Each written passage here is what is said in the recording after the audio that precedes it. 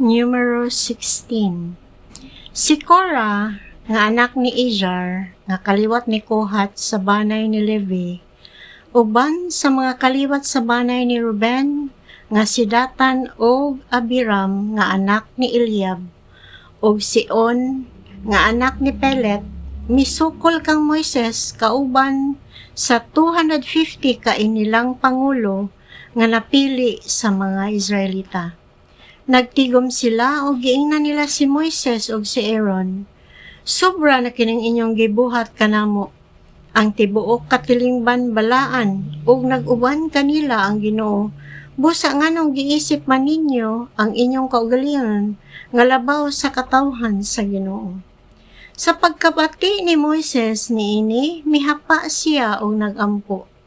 Unya, giingnan niya si Korah ug ang mga kauban niya.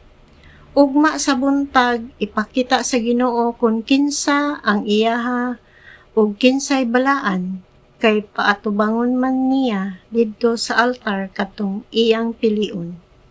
Busa, buhatan ninyo kini, ugma pagkuha kamo og sulanang insenso, ug butangi kinig kalayo og insenso atubangan sa Ginoo. Ang tao nga piliin sa Ginoo mo'y ilhon nga balaan. Kamong mga Levita, naghinobra na. O si Moises miingon kang Korah, pamati kamo, mga kaliwat ni Levi. Dili pabaigo alang kaninyo nga sa tanang Israelita kamoy gipili sa Dios sa Israel aron mahiduol kamo kaniya ug mag-alaga didto sa tolda sa Ginoo ug mobarog atubangan sa katawhan aron sa pag-alagad kanila. Gidala kamo niya sa iyang duol ingon man ang tanan ninyong kaigsuonan nga mga anak ni Levi, apa nagtinguha pabagayod kamo nga mahimong mga pari.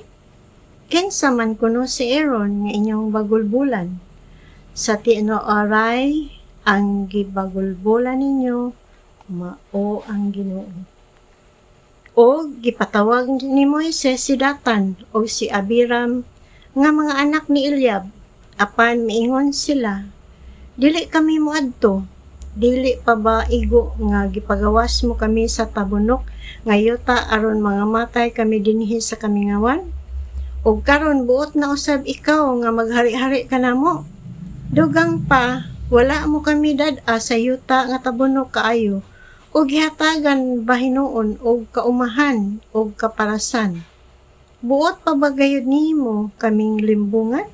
Dili kami moadto. Nasuko pag-ayo si Moises ug miingon siya sa Ginoo, ayaw dawata ang ilang halad. Wala ako makakuhag usa ka asno gikan kanila, o wala ako makapasipala bisan usa kanila. O si Moises miingon kang Korah, pangadto kamo ugma sa atubangan sa Ginoo, ikaw og ang imong mga kauban, ingon man si Aaron. Ang matag usa kaninyo magdalag butanganan sa insenso og pabutangi kinig insenso ug ihalad kini sa Ginoo. Mao usab kini ang buhaton ni Aaron. Busa gituman nila kini og mitindog sila didto sa ganghaan sa tolda nga tagbuanan uban kang Moises o kang Aaron. Unya sa natigom na ni Korah ang tibok punok sa kautawhan didto sa ganghaan sa tolda nga tagbuanan, mitungha ang masulaw nga kahayag sa Ginoo sa tibok pundok sa katawhan, ug ang Ginoo miingon kang Moises ug kang Aaron, palayo kamo niining mga tawhana, kay puuhon ko sila sa usa lamang kapag pamilok. Og nanghapa sila si Moises ug si Aaron ug miingon, O Diyos, sa tanang tao nga naghatag og kinabuhi sa tanang linalang, masuko ka ba sa tibok katilingban tungod lamang kay nakasala ang usa ka tawo? Ang Ginoo miingon kang Moises, sultihi ang katawhan, pahawa gikan sa tolda ni Korah, ni Datan ug ni Abiram. Unya, Giadto ni Moises si Datan o si Abiram, ug misunod kaniya ang kadagkuan sa Israel. O giingnan niya ang katawhan. Palayo kamo sa mga tuldan ining daotang mga tao, ug ayaw paghikap sa bisan unsa nga ilaha kay tingali unyag maangin kamo sa ilang mga sala. Busa na mahawa sila gikan sa tuldan ni Korah, ni Datan ug ni Abiram. Si Datan ug si Abiram migula og mitindog sa pultahan sa ilang mga tulda kauban sa ilang mga asawa ug mga anak. Si Moises miingon, niining pagiha masayra ninyo, nga gisugo ako sa Ginoo sa paghimo niining tanan nga akong gibuhat, ug wala ako nagbuot-buot lamang. Kung kining mga tawhana mamatay sa kasagarang kamatayon sa katawhan, o kung mahitabo kanila ang mahitabo sa tanang mga tao, nagpasabot kini nga wala ako sugua sa Ginoo. Apan kun ang Ginoo maghimo og katingalahang buhat, ug moliki ang yuta ug lamyon sila, ug ang tanan nga ilaha ug matambog silang buhi ngadto sa kalibutan sa mga patay, masayod kamo nga kining mga tawhana misukol sa Ginoo. Sa pagkatapos gayud niyag sulti niini, miliki ang yuta nga gibarugan ni Datan og ni Abiram, og naabli ang yuta og gilamoy sila, lakip ang ilang mga banay og ang mga tawo nga sakop ni Korah og ang tanang nilang kabtangan. Miadto silang buhi sa kalibutan sa mga patay, og unya mitak ang yuta ug nangahanaw sila.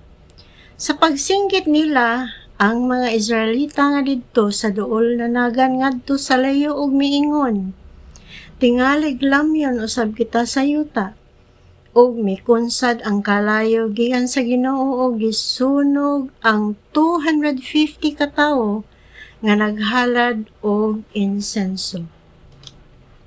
Unya ang Ginoo miingon kang Moises, sultihi si Eleazar, ang anak ni Aaron, nga pari, sa pagkuha sa mga butangan ng insenso, nga nangasunog, nga mga tao. Unya, katag-kataga ang kalayo, nabalaan ang mga butang nga nag-insenso, diha sa paghalad niini, sa mga nakasala nga nangamatay ngadto sa altar sa Ginoo. Busa ipasalsal kini og himuang tabun sa halaran. Kay gihalad kini atubangan sa Ginoo, busa balaan kini. Mahimo kining pasidaan alang sa katawhan sa Israel. Busa gikuha ni Eleazar nga pari ang mga bronseng butangan ng insenso nga gihalad niadtong nangasunog o gisalsal kini ingon nga tabon sa halaran. Nahimo kining usa ka pasidaan sa katawhan sa Israel, aron walay bisan kinsa nga dili pare nga dili kaliwat ni Aaron, ang moduol sa atubangan sa Ginoo aron pagsunog og insenso. Kun moduol man mahisama siya kang Korah ug mga kauban, kining tanan gihimo ni Eleazar sumala sa iingon sa Ginoo pinaagi ni Moises. Apan sa pagkaugma ang tibuok katawhan sa Israel, nagbagulbol bato kang Moises o kang Aaron, sila miingon, gipamatay ninyo ang katawhan sa Ginoo.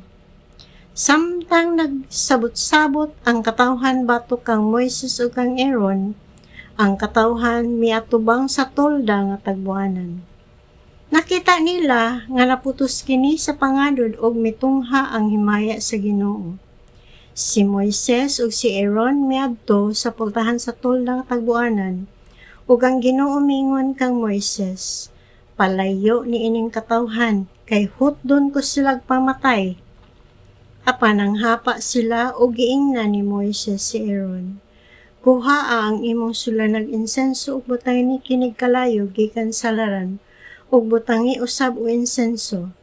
Dad-a kini pagdali ngadto sa katawhan ug paghimog seremonya sa pagpapasasala alang kanila, kay nasuko ang Ginoo ug nagsugod na ang kamatay.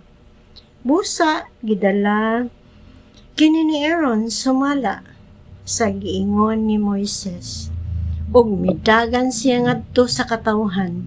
Nagbutang siya insenso ug naghimog sa demonyos alang sa pagpapasasala sa katawhan. Ug mitindog siya sa tunga-tunga sa mga patay ug sa mga buhi nga mihunong ang kamatay. Apan may namatay gayong 14,700. Walay labot nga atong namatay kauban ni Korah. Sa dihang mihunong na ang kamatay, mibalik si Aaron ngadto kang Moises didto sa pultahan sa tolda nga tagpuanan.